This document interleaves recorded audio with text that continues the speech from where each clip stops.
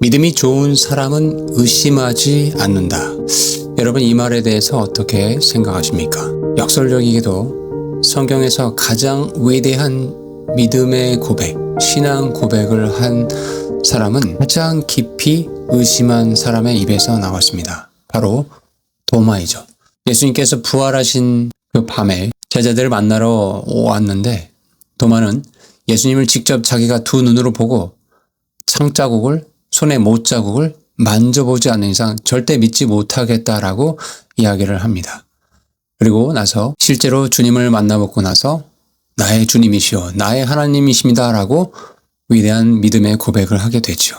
그런데 여러분, 마가복음 11장 23절에 보면 마음에 의심치 아니하면 그대로 되리라 라는 말씀을 합니다. 자, 그렇다면 여러분, 우리는 기도하고 믿음 생활할 때 의심을 해야 됩니까? 하지 말아야 됩니까? 자, 이런 질문에 스스로 죄책감에 빠져서 억눌린 채로 지내는 분들도 종종 계십니다. 오늘 영상을 통해서 도대체 의심이 무엇인지에 대해서 여러분과 함께 말씀에 묵상한 생각들을 나누고자 합니다. 누구든지 이 산을 들어서 바다에 던지우라 하면 그 말하는 것이 이룬 줄 믿고 마음에 의심치 아니하면 그대로 되리라. 마음에 의심치 아니하고 믿으면 그대로 된다. 여러분, 우리는 여기서 의심이란 단어를 한번 생각해 봅시다. 한자로 이 의라는 단어는 갈림길 위에서 발걸음을 멈춘 사람을 의미합니다. 방향을 알고 있는 듯 하지만 결국에 나아가지 못하는 그 자리에 서 있는 사람. 그리고 심자는 마음의 가장 깊은 곳, 사람의 마음의 가장 깊은 곳, 지식과 감정과 의지가 모두 만나는 그 중심이죠. 그러니 의심이란 단순히 모르는 것이 아니라 알면서도 알 수 있음에도 불구하고 마음이 그 자리에 움직이지 못하는 상태다. 의심은 무지가 아니라 멈춤이다 라고 볼 수 있습니다. 예수님은 바로 그 단어를 쓰셨어요. 마음에 의심치 아니하면. 헬라어 원문에 가보면 이 의심이란 단어, 디아크리노라는 단어는 나뉘다, 분열되다라는 의미를 갖고 있습니다. 즉, 두 방향으로 찢긴 마음, 가려는 마음과 가지 않으려는 이 마음이 동시에 존재하는 그 상태를 의미하죠.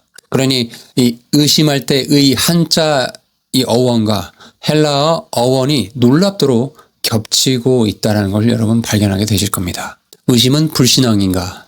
오랫동안 우리는 의심을 신앙의 반대편에 두었습니다. 의심하면 안 된다. 의심은 믿음이 부족한 증거다. 라고 이렇게 많이 이야기를 하고 또 스스로에게 그 이야기를 여러분이 스스로 하셨을 겁니다. 그래서 많은 신자들이 의심을 느낄 때, 하나님의 사랑에 대해서 의심을 느낄 때 내 기도가 과연 이루어질 것인가? 하나님께서 내 기도를 들으시는 것인가? 이런 것들에 대한 의심을 느낄 때 그것을 고백하지 못하고 내면 깊이 눌러두었던 것이죠. 마치 의심이 존재하지 않는 척, 그 멈춰선 발을 숨기면 믿음이 있는 것처럼 그렇게 스스로를 속이며 행동해 왔다라는 겁니다. 자, 그런데 성경은 이렇게 단순하지 않습니다. 욥은 하나님의 공의를 정면으로 의심했거든. 에레미야도 주께서 나를 속이셨다라고 이렇게 절규를 합니다. 시편 22편도 가보시면 시편 기자는 어찌하여 나를 버리셨습니까? 라고 하나님을 향해서 소리를 칩니다. 그리고 부활하신 예수님 앞에 선 제자, 제가 서두에 말씀드렸던 도마도 또 마태도 이렇게 고백을 하죠. 그들이 예수님을 뵙고 경배하나 아직도 의심하는 사람이 있더라라고 고백합니다. 즉, 하나님에 대한 경배와 의심이 동시에 같은 순간에 공존하고 있다라는 거죠. 성경은 이것을 감추지 않습니다. 그러면 의심이 불신앙인가? 여러분, 의심 자체가 불신앙은 아닙니다. 의심을 어디로 가져가는가가 문제인 것이죠. 에덴 동산에서 뱀이 이제 하와에게 이렇게 말을 던지죠. 하나님이 정말 그렇게 말씀하시더냐? 여러분, 이것이 파괴적인 의심, 파괴적인 의심의 원형입니다.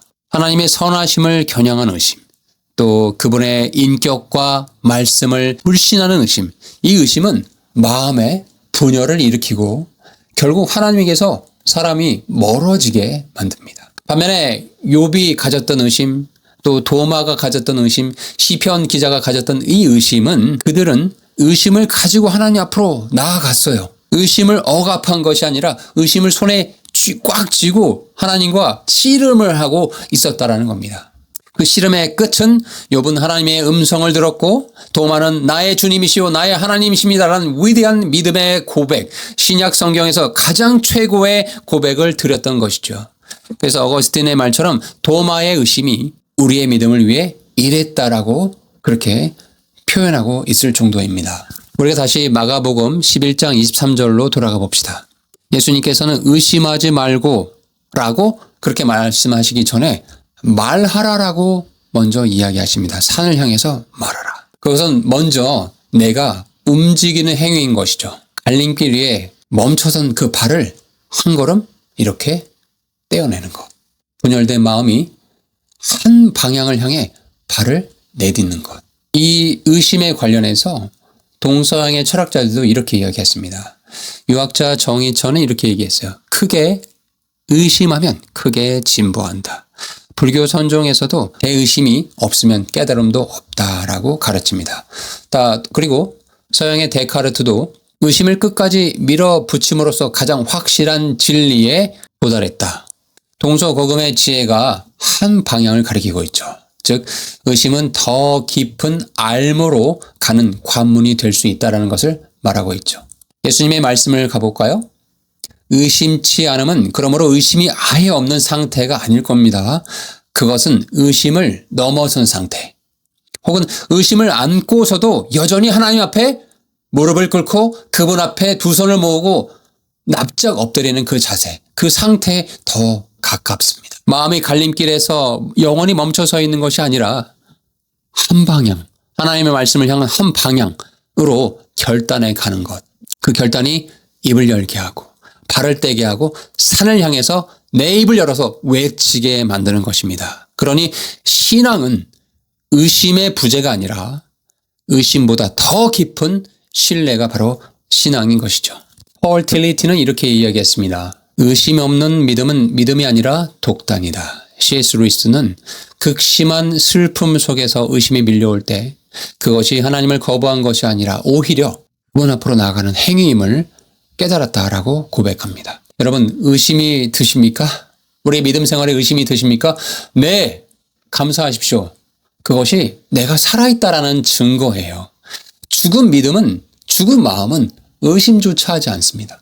아무것도 신경 쓰지 않는 마음, 진리에 무관심한 마음은 의심하지 않습니다. 의심한다라는 것은 여전히 하나님을 찾고 있다라는 거예요. 여전히 주님이 과연 공의의 하나님이신가, 진리의 하나님이신가를 여전히 찾고 있다라는 그런 의미이고 아직 주님을 포기하지 않았다라는 그런 강력한 반증인 것입니다. 예수님은 인간을 보실 때 무엇을 보실까요?